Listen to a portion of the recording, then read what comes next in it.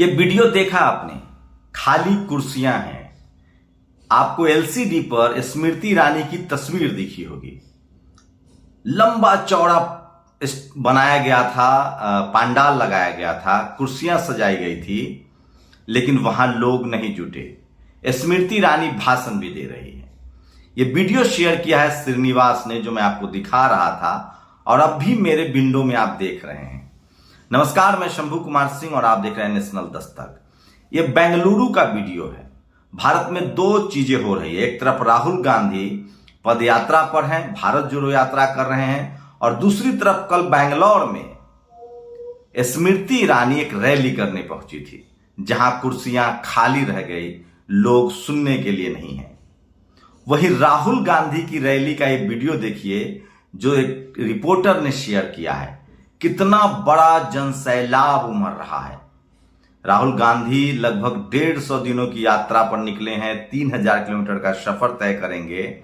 और सोचिए कि माफ कीजिएगा, 150 दिन नहीं, उनकी यात्रा और लंबी है। 3000 किलोमीटर की यात्रा है लगभग। इससे पहले चंद्रशेखर ने 5000 किलोमीटर की यात्रा की थी। लेकिन ये तस्वीरें कोई नहीं दिखाएगा। जो स्मृति ईरानी की बेंगलोर की तस्वीरें हैं, कुर्सियां खाली है। यूपी में इसी तरह से बीजेपी की रैली में कुर्सियां खाली रह रही थी। सोचिए, कर्नाटक में भी विधानसभा चुनाव नजदीक है। वहां जेडीएस, बीएसपी और कांग्रेस ने सरकार बनाई थी। बाद में बीजेपी ने सरकार तोड़ दिया, विधायक खरीद लिए। उसके बाद से वहां बीजेपी की सरकार है। येदियुरप्पा मुख्यमंत्री नहीं है, येदियुरप्पा बड़े प्लेयर थे।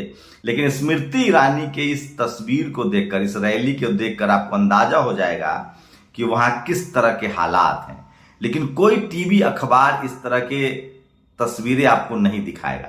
दरअसल ये सरकार ही चल रही इवेंट मैनेजमेंट पर, मीडिया मैनेजमेंट पर। सोचिए, पूरी कुर्सियां खाली हैं, स्मृति ईरानी का भाषण चल रहा है।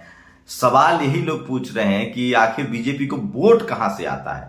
चुनावी रैली में लोग दिखते नहीं हैं, इसलिए लोगों का इशारा चुनाव आयोग की तरफ होता है और कहते हैं कि आखिर 19 लाख जो ईवीएम गायब है उसका क्या होगा।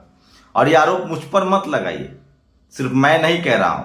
बीजेपी के सांसद, इस देश के सबसे बड़ा ब्राह्मण नेता, वकील, इकोनॉमिस्ट सुब्रमण्यम स्वामी ने कहा है कि 2017 के बाद से इस देश के चारों स्तंभ पर सरकार का पहरा है।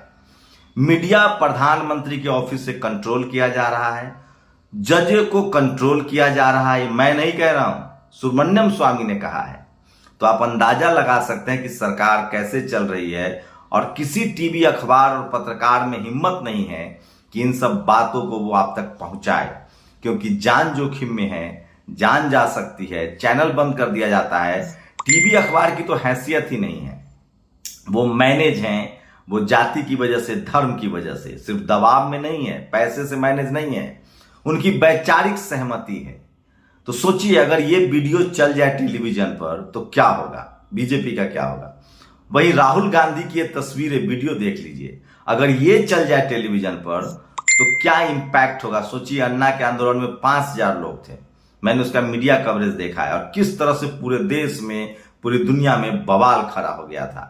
तो ये ताकत होती है टीवी अखबार की कि राजा को रंक और रंक को राजा बना दे, तिल को तार और तार को तिल बना दे। फिलहाल मीडिया राहुल गांधी की भारत जोड़ो यात्रा में एसी, महंगे टी शर्ट्स, ये सब ढूंढ रही है और उसको ड्रिल करने की कोशिश कर रही है, क्योंकि मीडिया को काम पर लगा दिया गया है। लेकिन सोशल मीडिया है कि सब कुछ बयां करा। ये देखिए, अचूक संघर्ष, ये बिकली अखबार है, जो भी चलाता है शानदार अखबार है ये। जहां भी आपको मौका मिले इसको खरीदिए, पढ़िए। बनारस से शायद चलता है यूपी में। पीएम मोदी की अडानी और अंबानी से यारी, देश को कंगाल करने की तैयारी। ये अखबार वाला अपनी जान पर खेलकर लिख रहा है। ये ट्राइबल आर्मी ने कहा है। तो ऐसे भी सोशल मीडिया के प्लेटफॉर्म हैं। और ललित नारायण मिथिला यूनिवर्सिटी के एडमिट कार्ड पर पीएम मोदी और राज्यपाल की फोटो। सोचिए, अब एडमिट कार्ड पर पीएम मोदी और राज्यपाल की फोटो लग रही है। 4 राज्यों में गणेश प्रतिमा के विसर्जन के दौरान 30 लोगों की जान गई है। ये कोई खबर टीवी अखबार नहीं दिखाएगा। संवाद और विवाद में जो अंतर है वही कांग्रेस और भाजपा में है। सनातनी परंपरा में भिन्न मत रखने वालों के बीच ये है पवन खेरा। तो बीजेपी के जो सवर्ण नेता हैं ठीक वैसे ही सोचते हैं जैसे कांग्रेस के सवर्ण नेता सोचते हैं। इस पर एक अलग से ही वीडियो बनाऊंगा। तो पवन खेरा ने कहा है कि बीजेपी और कांग्रेस में कोई अंतर नहीं है, मैं नहीं कह रहा हूं। और आरएसएस ने हनुमान को बंदर, आरएएस ने हनुमान को बंदर, देवताओं को दुष्कर्मी बताया। सोचिए, सुमित चौहान ने ट्वीट किया, एक बड़े अधिकारी थे राजस्थान के, उन्होंने कुछ जो पौराणिक कथाएं हैं उसको एसएमएस किया।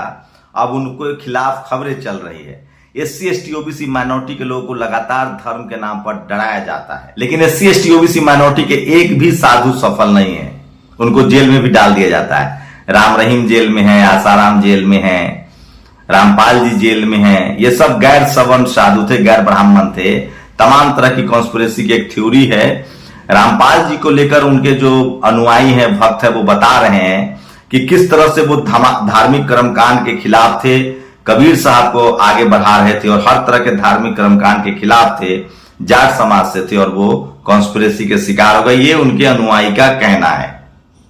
तो कल मैंने एक लिस्ट जारी की थी, जो बाबा रेप के लिस्ट में जो लोग जेल में गए हैं, लेकिन राम रहीम पर रेप का आरोप है, आसाराम पर आरोप है, लेकिन रामपाल जी जो हैं उनको फंसाया गया। उनके अनुयायी कह रहे हैं उनको 20 साल की लगभग सजा का दिया गया है लोअर कोर्ट से, और लोग इसको लेकर चिंतित हैं। उनको लगता है कि बहुजन साधुओं को फंसाया जाता है। हम तस्वीरें नहीं दिखा सकते हैं, लेकिन एक बात तय है कि क्या धर्म के नाम पर एससी एसटी ओबीसी माइनॉरिटी के जो साधु हैं उनको फंसाया जाता है, उनको कहीं अधिकार नहीं मिल रहा है, और आप उस पर टीका टिप्पणी भी नहीं कर सकते हैं।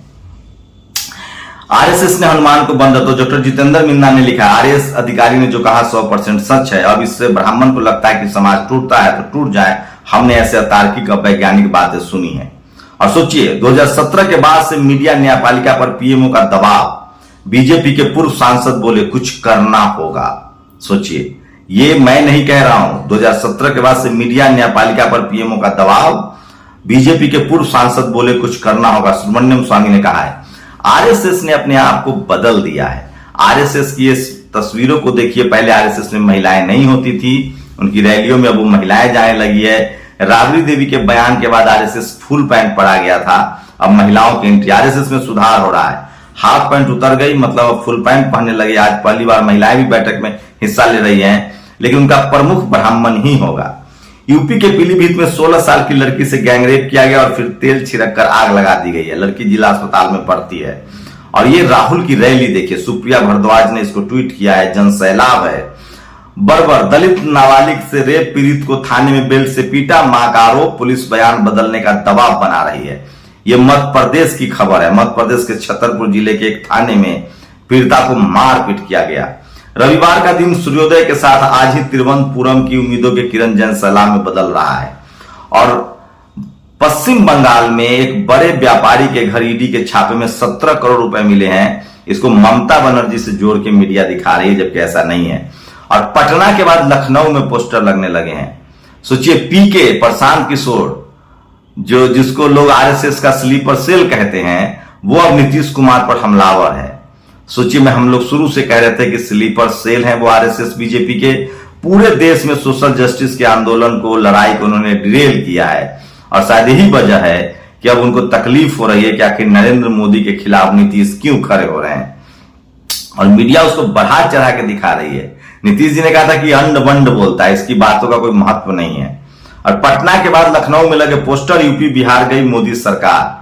तो ये तस्वीरें मैं दिखा रहा हूं आपको, जो सोशल मीडिया पर आज वायरल है। और इसलिए मैं कहता हूं कि सोशल मीडिया ही सच्चा मीडिया है, सोशल मीडिया ही बहुजन मीडिया। तो सोचिए, बहुजन समाज के लोग संवैधानिक बातों को करें। अगर बाबा साहब होते तो उन पर भी एफआईआर दर्ज कर दिया जाता, जिस तरह से उन्होंने कर्मकांड और पोंगा पंथ के खिलाफ बोला था। हम लोग किसी धर्म के खिलाफ नहीं है, हम लोग कर्मकांड के खिलाफ है, पोंगा पंथ के खिलाफ है। और क्या ठाकुर क्षत्रिय जाग रहे हैं, पृथ्वी से क्षत्रियों का मूल नाश करने वाले, छल कपट। सोचिए, यूपी की खबर है, जहां ठाकुरों के डर से ब्राह्मणों ने अपने घर पर एक फोटो लगाया है कि दबंग ठाकुरों से परेशान ब्राह्मण पलायन को मजबूर है। हरदोई में ब्राह्मण परिवार पलायन को मजबूर, दीवार पर लिखा ठाकुर करते हैं परेशान।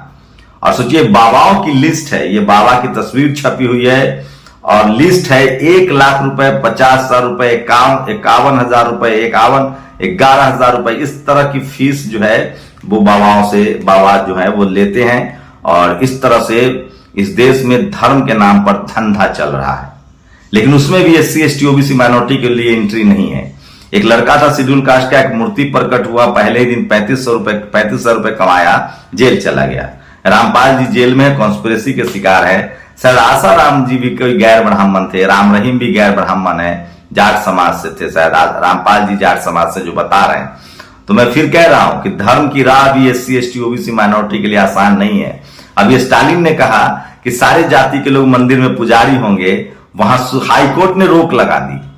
तो धर्म का जो धंधा है, खासकर जो धार्मिक लोग हैं उनकी भावनाएं हाथ ना हो, जो लोग धंधा कर रहे हैं उसमें सिर्फ और सिर्फ सवर्णों की भागीदारी है। गैर सवर्ण वहां धंधा नहीं कर सकते हैं, क्योंकि मनुस्मृति के हिसाब से शूद्र और अछूतों को संपत्ति का अधिकार नहीं है, पूजा पाठ का अधिकार नहीं है।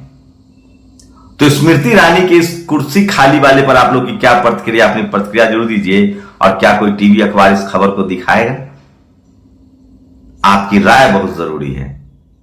2024 में क्या नीतीश कुमार कमाल कर पाएंगे? क्या पीके बीजेपी के स्लीपर सेल हैं? ये सारे सवाल हैं जो आपकी क्या राय, आपकी प्रतिक्रिया बहुत जरूरी है। शुक्रिया।